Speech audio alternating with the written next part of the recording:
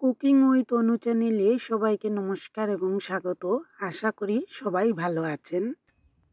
কাঁকড়া ভুনা খুলনার খুবই ঐতিহ্যবাহী একটি রান্না। এই শীতকালে কাঁকড়াতে প্রচুর লাল গিলু হয়, আর এই গিলু ভরা ছোটো ছোটো কাঁকড়া ভর্তা বা ভুনা খেতে দারুণ লাগে। আজ তৈরি করছি ছোটো কাঁকড়া ভর্তা, আর এই রান্নার জন্য ছোটো কাঁকড়া নিয়েছি। এই কাঁকড়াগুলো সামুদ্রিক কাঁকড়া। শীতকালে এই কাঁকড়াতে স্বাদও বেশি হয়, আর ঘিলু ভরা কাঁকড়া যে কোনো উপায়ে রান্না করলে খেতেও দুর্দান্ত স্বাদ হবে। শুরুতেই কাঁকড়াগুলো কুটে নিয়েছি। ছোটো দুইটি বড় বড় পা ফেলে দিয়ে তারপর ছোটো ছোটো পাগুলো ফেলে দিতে হয়।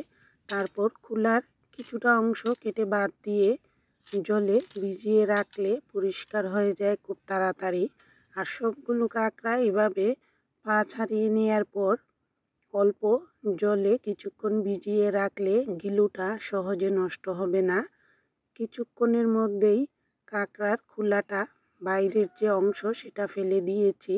তারপর একটা ময়লার অংশ থাকে সেটা ফেলে দিয়ে ছোটো ছোটো নরম কিছু অংশ থাকে দুই পাশে, সেটাও ফেলে দিতে হবে। কাঁকড়ার এই অংশগুলো খেলে অনেক সময় বদহজম হয়, তাই ফেলে দিয়ে গিলু সহ খুব সাবধানে তুলে রেখেছি।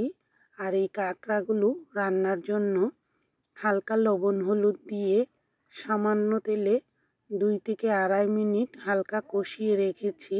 ভর্তা তৈরির জন্য সরাসরি কাঁচা কাঁকড়া না দিয়ে এভাবে হালকা কষিয়ে তারপর ভর্তায় দিলে ভর্তা আরও বেশি সুস্বাদু হবে।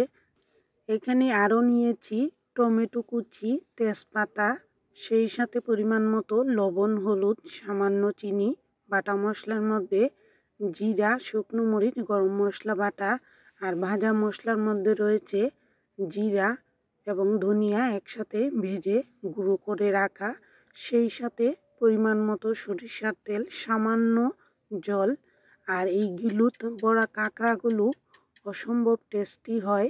ভর্তা ভুনা যাই রান্না হোক না কেন বাটা মশলা দিয়ে তৈরি করলে খেতে অসাধারণ লাগে।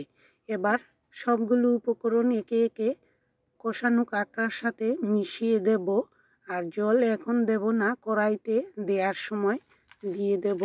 খুব ভালো করে নেড়ে চেড়ে সবগুলো উপকরণ, তেল লবণ সব কিছু একসাথে দিয়ে কাঁকড়ার সাথে মাখিয়ে নিয়েছি। এবার চুলায় একটা কড়াই বসিয়ে দিলাম। ভর্তা তৈরির জন্য এভাবে সরাসরি কড়াইতেও করা যায়, আবার টিফিন বক্সে স্টিলের তাতেও করা যায়। এই পদ্ধতিটা খুবই সহজ এবং ঝামেলামুক্ত, তাই এইভাবে করছি। কড়াইতে দিয়ে দিয়েছি আর বাটি আর হাত ধুয়ে খুবই সামান্য জল দিলাম। যেহেতু ভাপে তৈরি হবে তাই খুব বেশি জল দেব না, অল্প জলেই ঢেকে রেখেছি। আর এবার চুলার আঁচ খুবই হালকা রেখে রান্না করব। ভর্তা তৈরির জন্য মিডিয়ামের চেয়ে একটু কম আঁচ রাখলে ভালো হয়। এই কাঠগুলো গোবরের কাঠ, আর এটা আস্তে আস্তে জ্বলে, তাই এই কাঠ দিয়ে চুলাটা খুবই মিডিয়াম আঁচে শুরুতেই দেব, তারপর আস্তে আস্তে আঁচটা আরও কমিয়ে রাখবো। প্রায় 10 মিনিটের মতো এভাবে ঢেকে রেখে ভর্তা তৈরি করব। এতে স্বাদ গন্ধ দুইটাই ভালো থাকবে। আর ঢেকে দিয়ে রান্না করলে এই ভর্তার স্বাদ খুবই ভালো লাগে। শুরুতেই 5-6 মিনিট ঢেকে রাখার পর ফাঁকে ঢাকনা তুলে নেড়ে চেড়ে আবারও চাপা দিয়ে রেখেছি। আর এইভাবে 10 থেকে 12 মিনিট ঢাকা দিয়ে হালকা আঁচে ভর্তা তৈরি করে নিলাম। তেল উপরে উঠে আসলে নামিয়ে রেখেছি। পেঁয়াজ রসুন ছাড়া কাঁকড়া ভর্তা এভাবে তৈরি করলে কাঁকড়ার আসল স্বাদ এবং গন্ধ দুইটাই পাওয়া যায়, তাই পেঁয়াজ রসুন ছাড়াই এই ভর্তাটা খেতে দারুণ লাগে। কেমন লাগলো খুলনার ঐতিহ্যবাহী কাঁকড়া ভর্তা জানাবেন। আর এতক্ষণ পাশে থাকার জন্য সবাইকে অসংখ্য ধন্যবাদ।